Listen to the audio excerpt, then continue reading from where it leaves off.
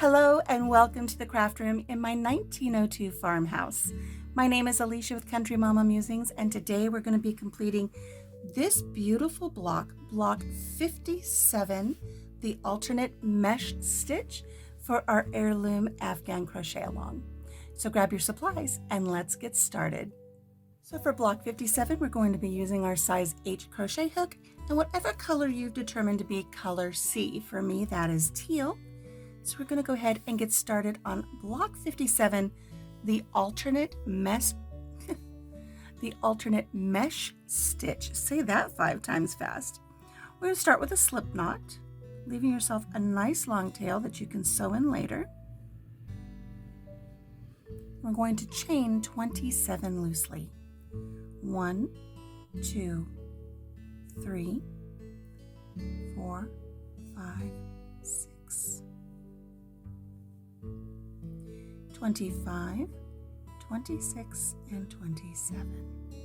So here's our beginning chain of 27. Let's move on to row 1. For row 1, we're going to place a double crochet in the 4th chain from the hook. So not counting the loop that's already on your hook. 1, 2, 3, 4. I'm going to place a double crochet right there in that chain.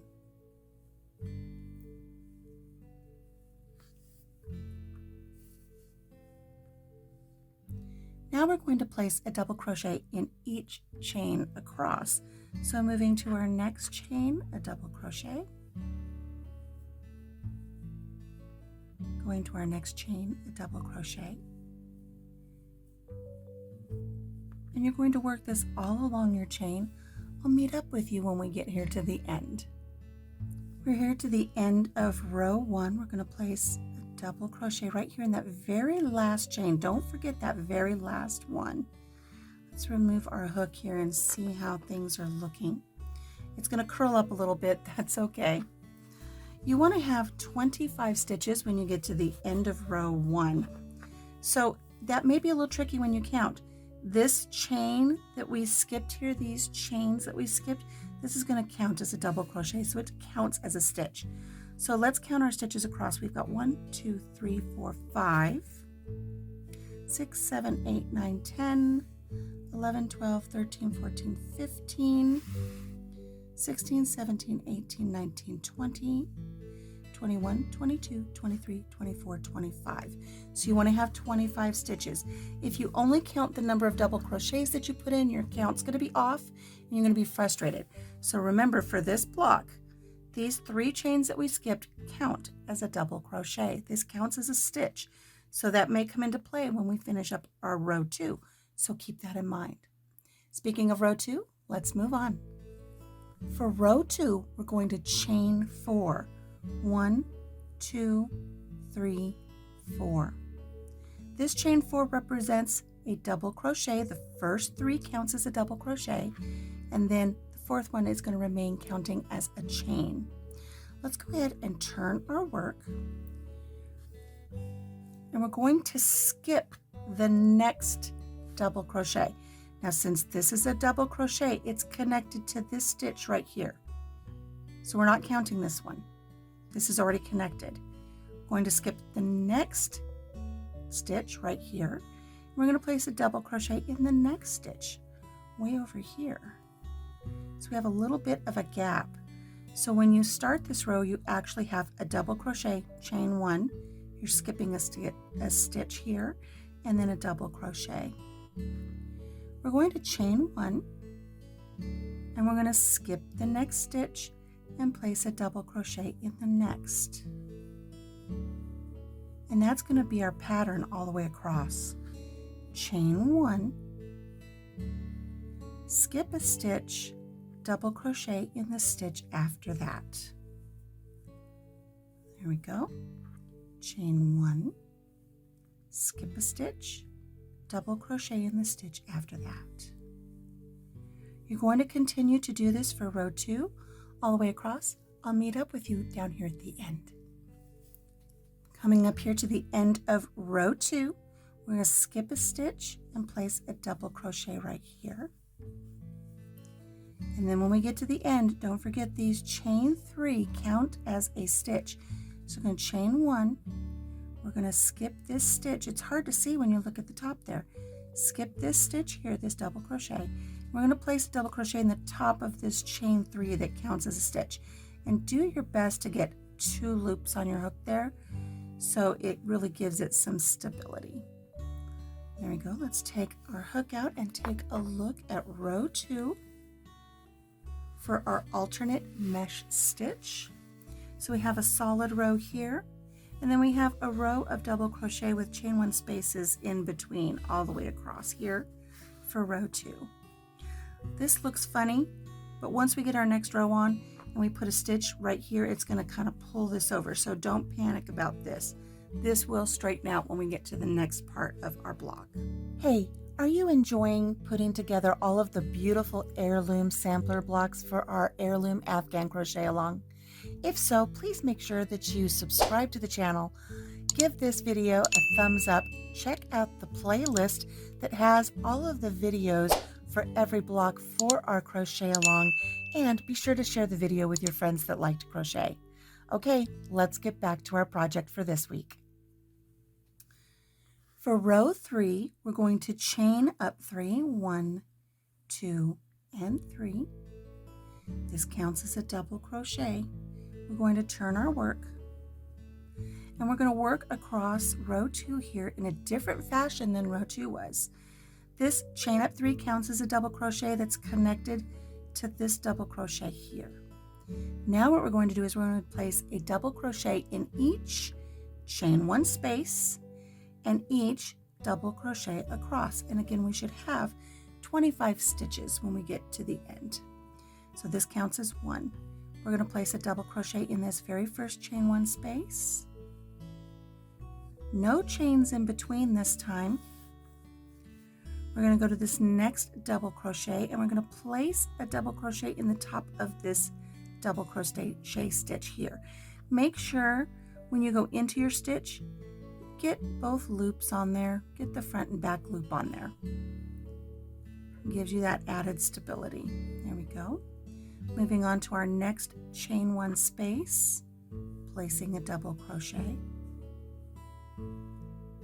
Going to our next double crochet stitch, placing a double crochet right there in the very top of that double crochet. There we go. We're going to continue this same pattern all the way across till we get to the end of row 3. Again, placing a double crochet in a chain 1 space and a double crochet in the top of the next double crochet. Work that all the way across. You're going to end up with another solid row just like row 1, and I'll meet up with you there. We're coming up here to the end of row 3. I've just completed a double crochet in the top of this double crochet. This is our next chain 1 space right here.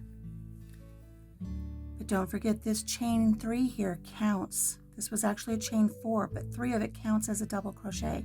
So count up 1, 2, 3, place a double crochet right there in that chain. Again, doing your best to make sure you get 2 loops under your hook there just for some added stability, and complete that double crochet. Let's take our hook out here and take a look at our block. Again, we should have 25 stitches. This chain up counts as a stitch. 1, 2, 3, 4, 5, 6, 7, 8, 9, 10, 11, 12, 13, 14, 15, 16, 17, 18, 19, 20, 21, 22, 23, 24, 25. So you have another row of double crochets with no spaces in between. Let's take a look back though. I forgot to mention something about row 2. You want to have 1, 2, 3, 4, 5, 6, 7, 8, 9, 10, 11, 12 chain 1 spaces. So make sure that as you're working your block, you have 12 chain 1 spaces, and then you're going to have the solid row that's always going to have 25.